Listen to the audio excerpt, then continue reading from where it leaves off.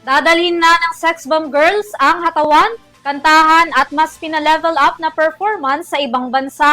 Dahil ang usap-usapan lang noon na world tour, mangyayari na matapos na i-anunsyo ng grupo na uunahin nilang magtanghal sa UAE para sa kauna-unahang Get Out concert. Alamin ang buong detalye ng balitang yan mula kay Sam Marcos.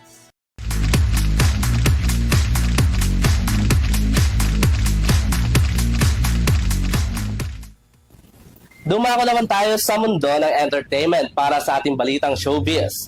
Pinoy fans sa USC, handa na ba kayo makiget out? Tiyak na mapapainda kayo sa hatid ng grupo matapos na lang ilabas ang poster ng kanilang kauna-unahang world tour na magaganap sa darating na March 27 at 28. Matapos ang matagumpay na ilang round concert ng 90s girl group na Sex Bomb kung saan naging trending ang kanilang naging performance online, muli na naman itong naglabas ng panibagong anunsyo. Sa social media post kasi ng leader at actress na si Rochelle Pangilinan, ibinahagi na nito ang kauna-unahang world tour concert ng grupo. Makikita sa kanyang post ang official poster ng 2 days Get Out World Tour concert na magaganap sa ilang bahagi ng United Arab Emirates o UAE sa darating na March 27 at 28, 2026 sa Dubai Exhibition Center at 321 Sports.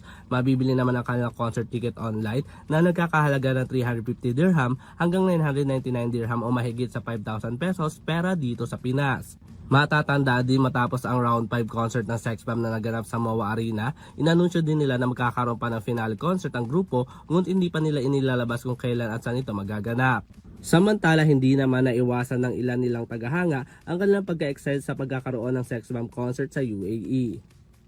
At yan ang ating balitang entertainment. Muli ako sa Sam Marcos.